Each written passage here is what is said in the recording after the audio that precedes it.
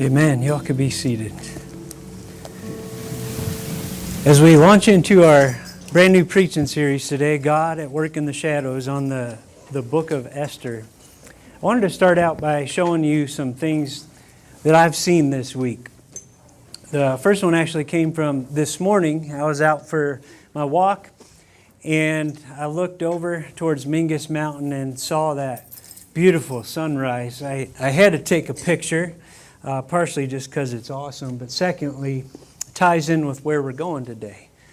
Because whether it's a sunrise or a sunset, have you noticed that in order for them to be as awesome as they can be, you need some clouds? Yeah, that's why this season is great around here, right? So you'll be taking pictures many times each day. You need clouds for the most glorious sunsets. I want to show you another picture. Yesterday I went down to the PV library. They had a free show, some world-class BMX riders down there, and I took my son Evan and my nephew Caleb, and you can see what's going on here. They had a ramp, and you have a guy standing, but not just standing, he's got his arm in the air, and the other guy managed to jump over top of him on that ramp. Now, I was thinking, they could have just done some ground tricks, which they did, and those were kind of cool. But in order for them to really show what they could do, they ramped up the difficulty. And it's with that ramp which made things harder that enabled us to see something that awesome. Why do I share that with you? I share that with you because not always, but many times, if you think about history and maybe even your own life, God does some of His best work when things are hard. God does some of His best work when our lives are cloudy. You could trace it through the Bible. Think about the garden, the tragedy of the fall of man and the sin that it brought into the world. But He announces His eternal plan to the serpent. One of her descendants will crush your head. Egypt would loom large in the minds of Israel, right? Centuries of slavery. But what did God say? Pharaoh will see my glory. You will see my glory. And oh, they did in that deliverance and His carrying them through the wilderness. Esther's like that. Esther was another dark season in Israel's history. You remember the context if you know your Old Testament. God had promised blessings to the Israelite nation for obedience and curses for disobedience, among them being captivity. And if you know your history, you know that in 722 BC, the northern kingdom, after they divided, was scattered in the Assyrian Empire. In 586 BC, the southern kingdom, Judah, was taken into captivity in Babylon. And if you know your world history a little bit, you know there were 4 major empires around that time, starting with Babylon. Babylon, Persia, Greek, Rome. We're going to find ourselves in the Persian Empire. If you know your Bibles, you know that the books of Ezra and Nehemiah are a history that tell us what happened among the Jews who came back to the Promised Land. Because Jeremiah had prophesied after 70 years, you're going to come back. But history tells us at that point, at least initially, only about 50,000 of the Jews took God up on that offer. Many of them stayed in the Babylonian Empire, which would become the Persian Empire. So we know from Ezra and Nehemiah that God was at work with His people who returned. But what about those who stayed in the land of their captivity? Was God at work there? Enter the book of Esther. And we learn something here that God is always faithful. He is faithful to His promise to bless. He is also faithful to His promise to discipline when that's appropriate. But to take it one step further, He is faithful to His children even in the midst of their discipline. He's faithful to His promises. And that's some of what we're going to see in the book of Esther. Say, why did I call it God at work in the shadows? Well, if you've read the book, there's an interesting trait about the book of Esther. The name of God is never mentioned. Now, there are multiple theories about why, and you can study those. But I like what commentator Matthew Henry said, and the Jews would have agreed with him because they always accepted this book as part of their scripture. Matthew Henry said his name might not be mentioned, but his finger is everywhere. That's why I call it God at work in the shadows. We are going to see 12 or more events that God used to bring about a great deliverance for His children, the Jews. Some of those events were very unexpected and very surprising and very dark. You say, what's that have to do with us in 2022? Well, I believe the same is true today. God is working in all of history to work toward His desired end, a great deliverance for His children today as well, taking us to be with Him.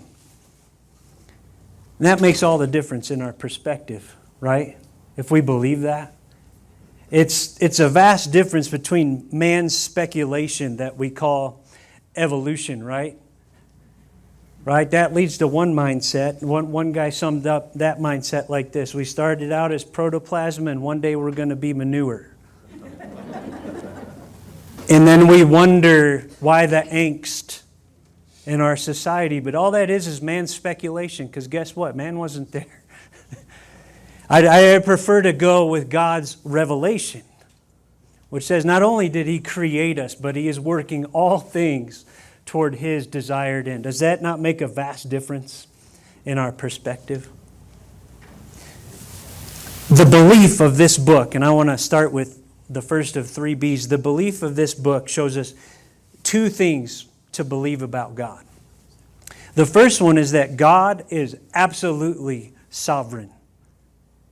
You know what that means?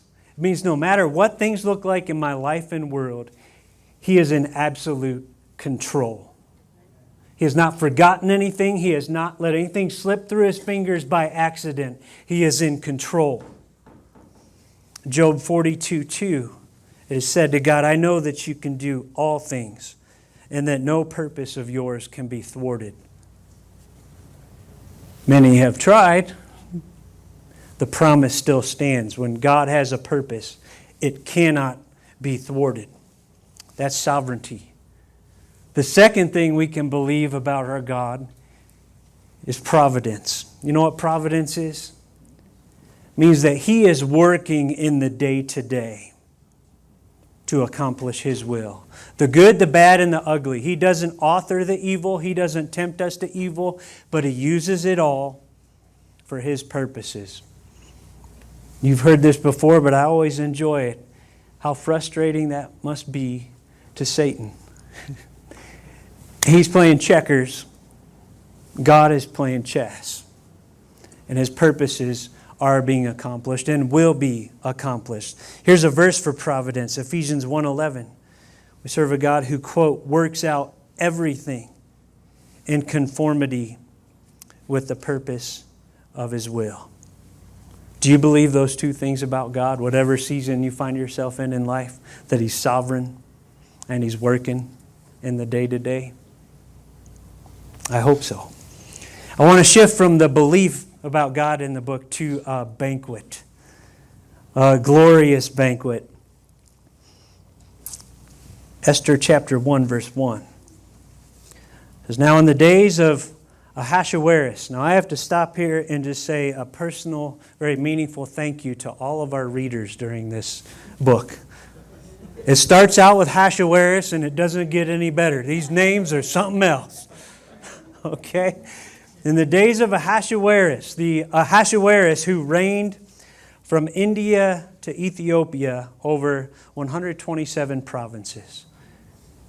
Ahasuerus is the Hebrew name. Do you know the Greek name for this man that's recorded by Herodotus? Who was this ruler of Persia? Xerxes. Xerxes, absolutely. And it says he reigned from India to Ethiopia over 127 provinces. I want to show you the vast scope of the Persian Empire from 550 to 330 BC. You can see over on the east, Pakistan, to the west, all the way to Egypt. It was massive. And Xerxes was king, absolute monarch over this empire.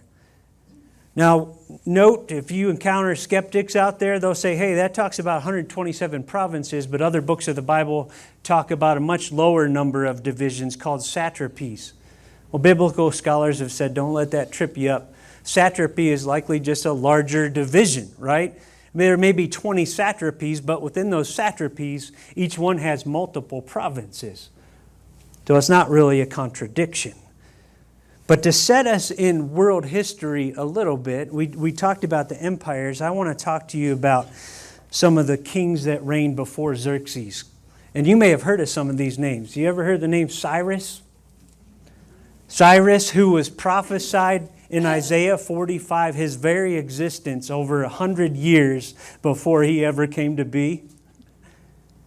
Because of our sovereign God speaking to Isaiah. Cyrus, who was the one who would fulfill what Jeremiah said, after 70 years you'll go back. He took the throne and said, Jews, you could go back. That was Cyrus. And then there was Darius. Darius, under his rule, the Jews rebuilt that temple who had gone back, and he even encouraged them. Some troublemakers tried to get the Jews to stop, and Darius was like, no, don't make them stop. And, oh, P.S., you all help them. Give them what they need. Right? That was Darius. And then you have Xerxes, our ruler that we're dealing with. And let me talk about how he fits in biblical history. The scholars believe that if you read the book of Ezra, he fits right between chapter 6 and chapter 7. Chapters 1 through 6 of Ezra, you'll remember they came back under Zerubbabel, started the rebuilding of the temple, finished it. You get to Ezra 6. And Esther comes in. Then you go to Ezra 7. Ezra comes, encourages the people spiritually. And then who comes? Nehemiah. Nehemiah comes and rebuilds the wall. So even though our Bibles have Nehemiah first, it actually comes historically after the book of Esther. So here we are between Ezra 6 and 7. What's going on in the foreign land? We get a glimpse inside. Verse 2, it says, in those days when King Ahasuerus, don't you want to say bless you when I say that? Ahasuerus, bless you. In those days when King Ahasuerus sat on his royal throne in Susa, the citadel. You say, where was Susa? That was in Iran. And historians tell us that was his winter palace. He was a snowbird like me. Any snowbirds in here? Somebody live in Canada part-time? And we got a snowbird right here. He does up and down between Phoenix and up here. You all know what I'm talking about. It was historically hot there in the summer. So he wouldn't be there in the summer, but in the wintertime, he would go to Susa. Verse 3. It says, in the 3rd year of his reign, he gave a feast for all his officials and servants. The army of Persia and Media and the nobles and governors of the provinces were before him, while he showed the riches of his royal glory and the splendor and pomp of his greatness for many days. How many days? 180 days. Now, I've been to some parties. You've been to some parties. Have you ever been to a 180-day party? Wow. The skeptics have looked and said, how could all the province's leaders come for 180 days? Wouldn't that be foolish? Wouldn't that leave the empire vulnerable? Another easy answer. Scholars believe they likely came in rotation throughout that 180 days. Some came in one period, went home. Some came in another period, but the whole time Xerxes is there. And what is he doing? What's the purpose? To show the riches of his royal glory and the splendor and pomp of his greatness. Right? Now, historians have told us that prior to Xerxes, the Persian Empire suffered a crushing defeat. And he wanted to get revenge against Greece. And many historians believe that this 180-day gathering was not only a party, it was planning. It was planning to get revenge on Greece. And so you can start to see there's a lot more than just a party going on. And he wants to show them his riches, his royal glory. He's kind of proud, I believe. Look at me. Look at me. Look at all I've got. You can trust me to lead you into battle against Greece because look at me. He would have done well to listen to a Babylonian forebear named Nebuchadnezzar who ended up eating grass like a cow when he started thinking like that until he acknowledged that only the Lord is God. I don't think he learned that lesson. He was a prideful man, I believe, and I also believe he had a great thirst for worldly power. Okay? Verse 5.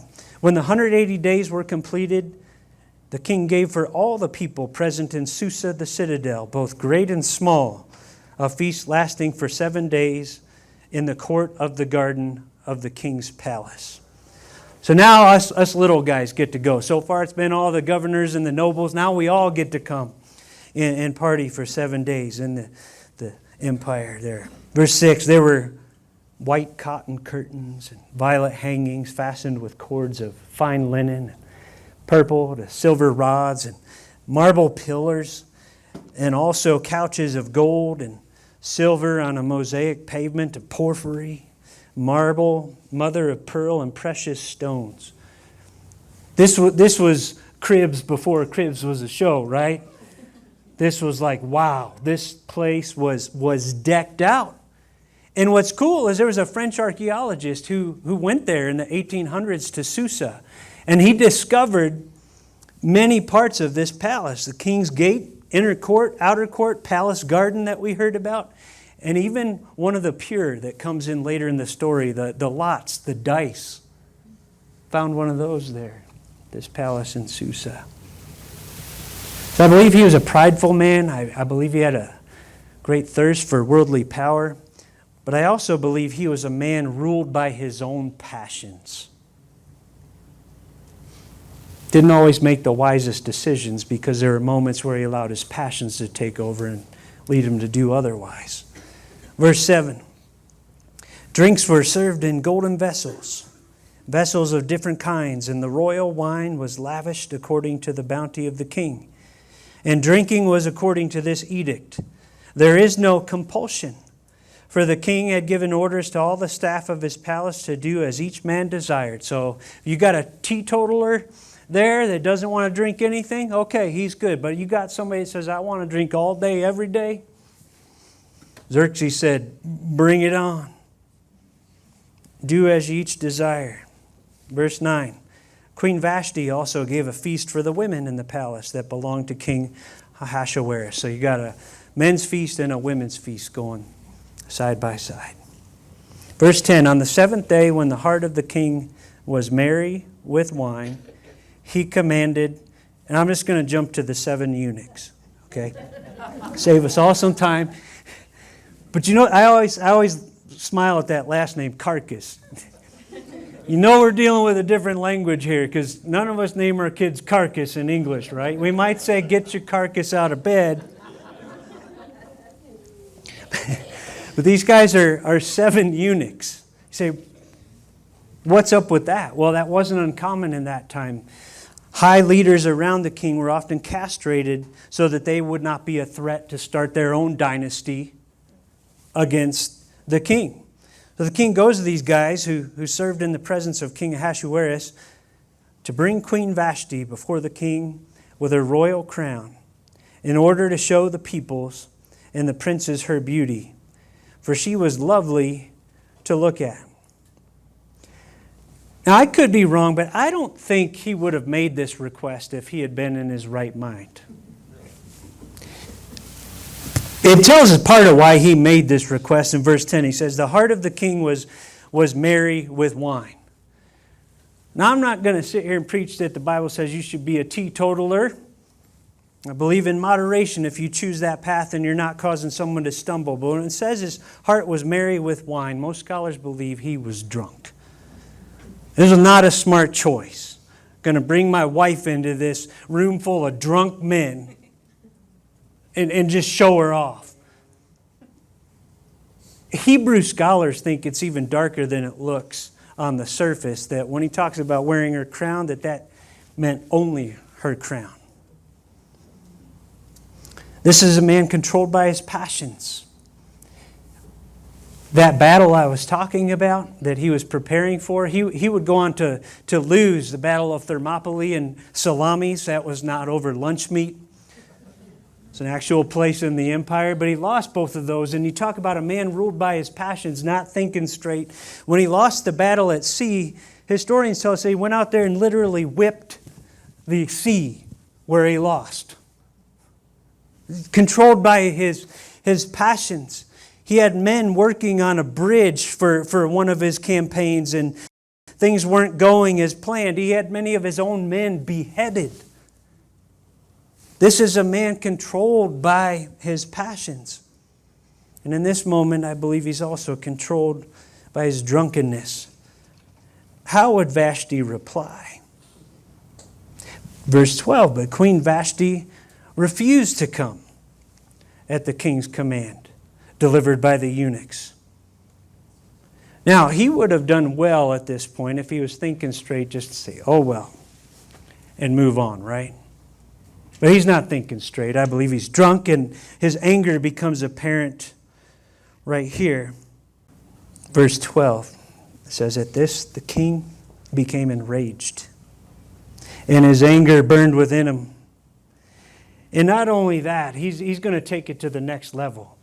He's going to try to figure out what he should do. He's going to bring in his advisors. Verse 13, the king said to the wise men who knew the times, for this was the king's procedure toward all who were versed in law and judgment, the men next to him, and I'm going to jump to the end again. These are men who saw the king's face and sat first in the kingdom. What? He's going to bring this up to his council, his board of advisors, who may also be drunk at this point.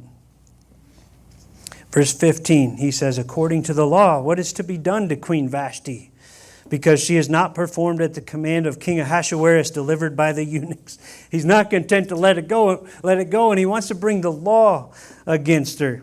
Then Memucan, one of his advisors, said in the presence of the king and the officials, not only against the king has Queen Vashti done wrong, but also against all the officials and all the peoples who are in all the provinces of King Ahasuerus. Now, was it really that big a deal? These guys, likely in a drunken stupor, are blowing this way out of proportion, right? What's he say in verse 17? For the queen's behavior will be made known to all women, causing them to look at their husbands with contempt, since they will say, King Ahasuerus commanded Queen Vashti to be brought before him, and she did not come. They're looking at their own house and saying, uh-oh, if we let this just go on, our own wives are going to start doing this stuff. Verse 19, they say, if it please the king, let a royal order go out from him, and let it be written among the laws of the Persians and the Medes, so that it may not be repealed, that Vashti is never again to come before King Ahasuerus. Talk about going overboard. And he goes on, let the king give her royal position to another who is better than she. And so the proclamation goes out. Historians tell us the Persian Empire had quite a pony express, similar to the one we've heard of in our country. One man would take a message on a fast horse to one post, another one would take it, and there it goes through the 127 provinces. I told you what history tells us. After this planning meeting, Xerxes went on to lose those battles he was planning for, which led to the eventual overtaking of the Persian Empire by the Greeks, right? But those secular historians do not mention Esther. Some skeptics have tried to use that as a way of saying, see, this did not really happen. But biblical scholars look at that and say that's not that uncommon. Many times royalty had many wives. And we're not told even that she was the main one. Let me ask you this. How many of you know all the names of the wives of Solomon? Why not? Because they're not listed, right? And we know from this very book that they weren't always that intimate, because when it comes time for her to go to him, she says something like, I haven't seen him for 30 days. Okay? So they're not necessarily all that close. The secular world focused on these empires. Little did many of them know that God was at work here in the lives of a Hebrew gal named Esther. And think about this. What was God using? He was using a man, Xerxes, controlled by his pride, controlled by his passions, controlled by his thirst for power. What? To make an opening for Queen Esther. What was the decision? Let the king give Vashti's royal position to one who is better than she.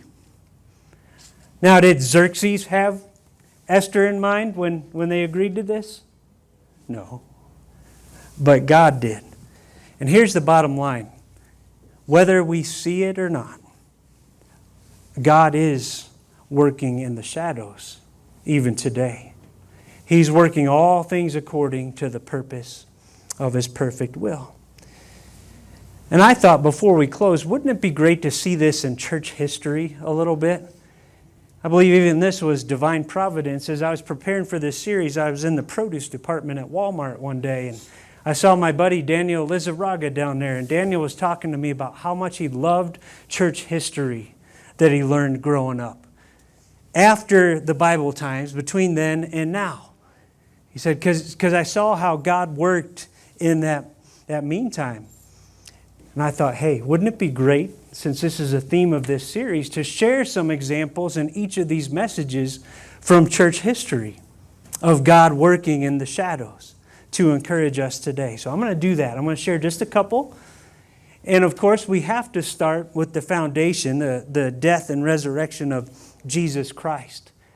You see it right there. You remember the Jewish leaders could not stand Him. And they were plotting His death. And you remember wicked Caiaphas, the high priest, who was in on that, at the head of it. I love John 11:47.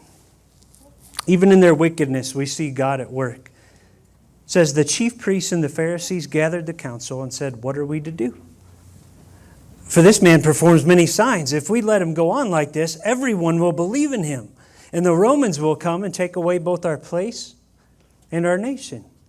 But one of them, Caiaphas, who was high priest that year, said to them, you know nothing at all, nor do you understand that it is better for you that one man should die for the people, not that the whole nation should perish.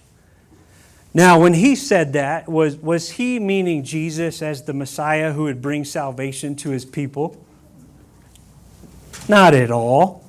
He was meaning, hey, if we take this guy out, we're not going to get any more trouble from the Roman Empire. But I love what John says. He says, Caiaphas did not say this of his own accord, but being high priest that year, he prophesied that Jesus would die for the nation, and not for the nation only, but also to gather into one the children of God who are scattered abroad. You see what God did? He put a prophecy in the mouth of a wicked leader. And He said it. He was in control. Think about the book of Acts.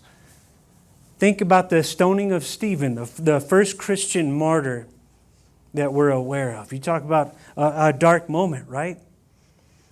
But what happened? Acts 8:1 says Saul approved of his execution.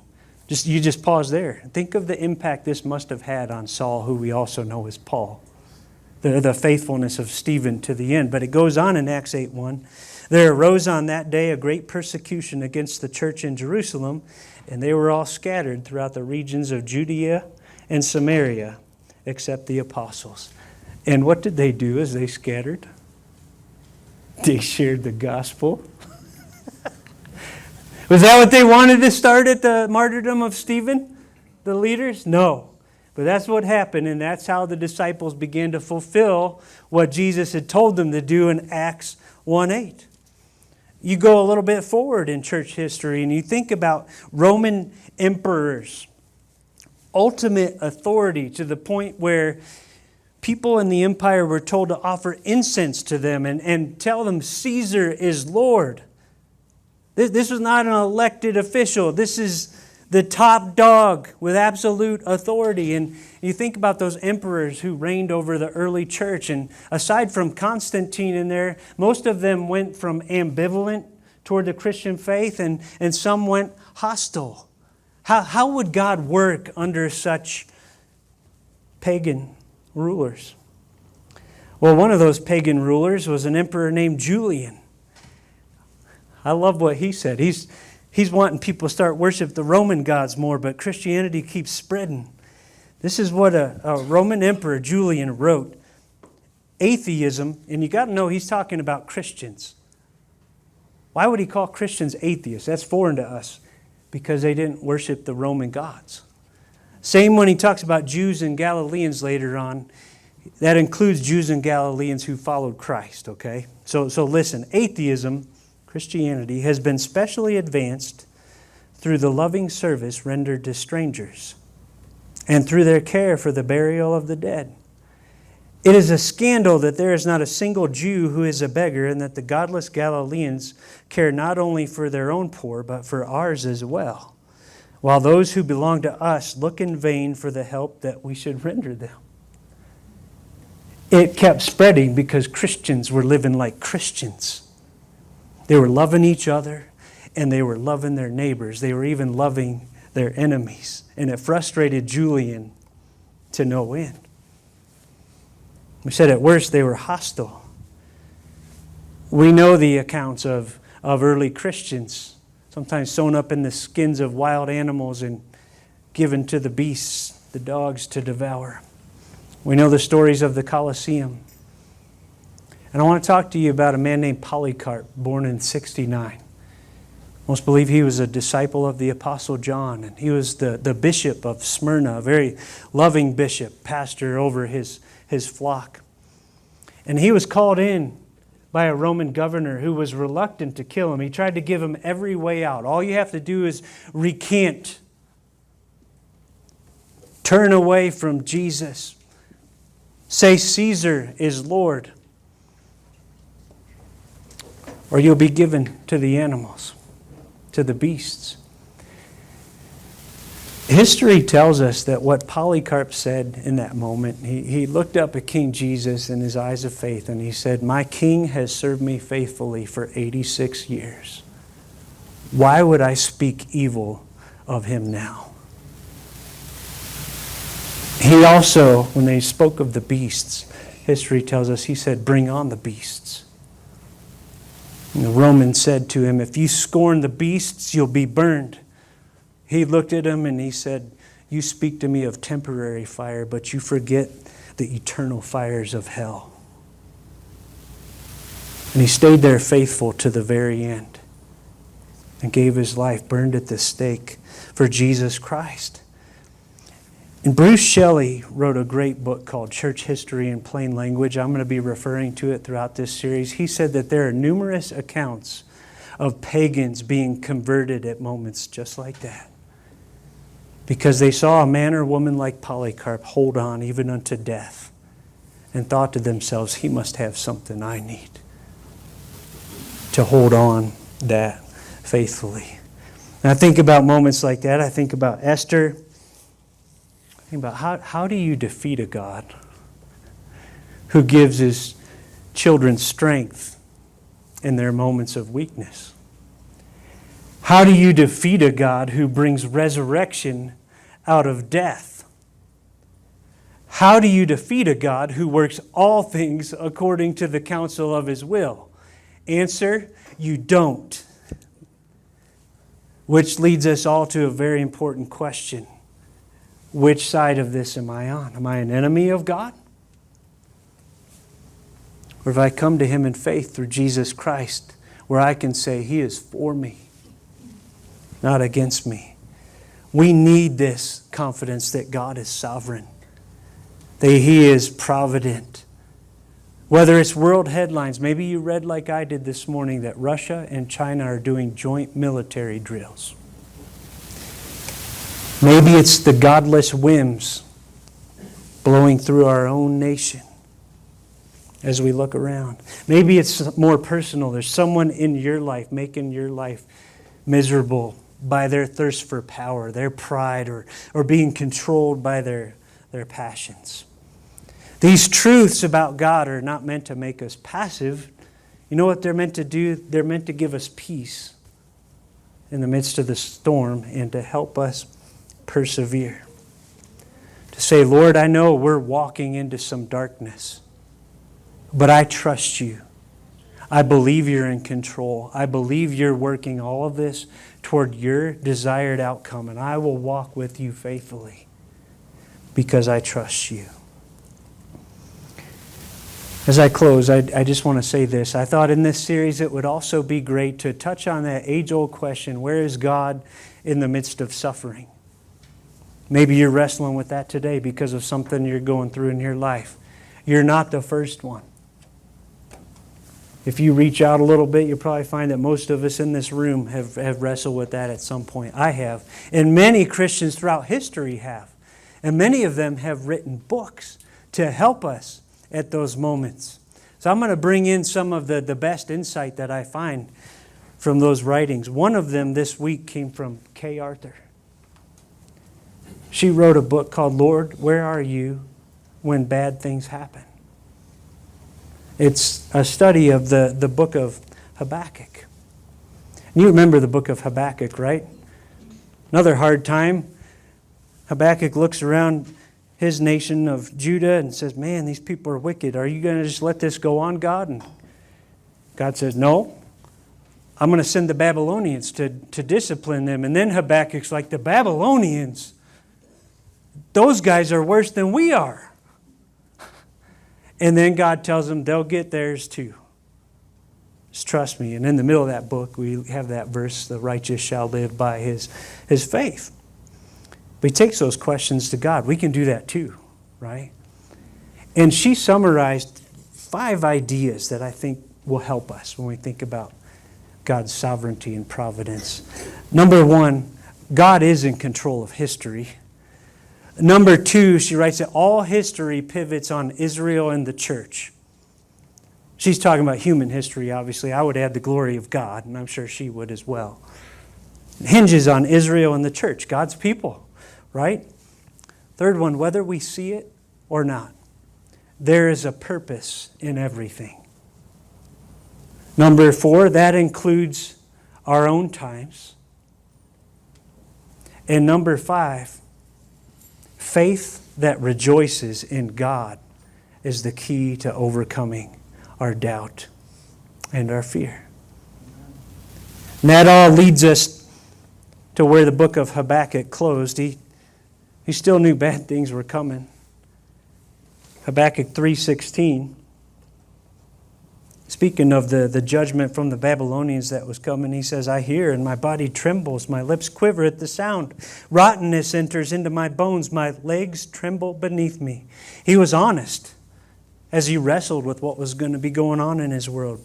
But he doesn't stop there. He says, yet I will quietly wait for the day of trouble to come upon people who invade us. What's that say? I believe you're just, God, and that they will get theirs in your due time. Then he closes with this. Can we say this, believer? Though the fig tree should not blossom, nor fruit be on the vines, the produce of the olive fail, and the fields yield no food, the flock be cut off from the fold, and there be no herd in the stalls, yet I will rejoice in the Lord. I will take joy in the God of my salvation. God the Lord is my strength. He makes my feet like the deer's. He makes me tread on my high places. Lord, I thank you. I thank you that you are sovereign and that you are working. And I pray for anyone that came in here buried under worry and fear, that those truths would set them free today to joy and peace. and contentment in your perfect plan. That though we may not always understand what you're doing, we can know you and trust you.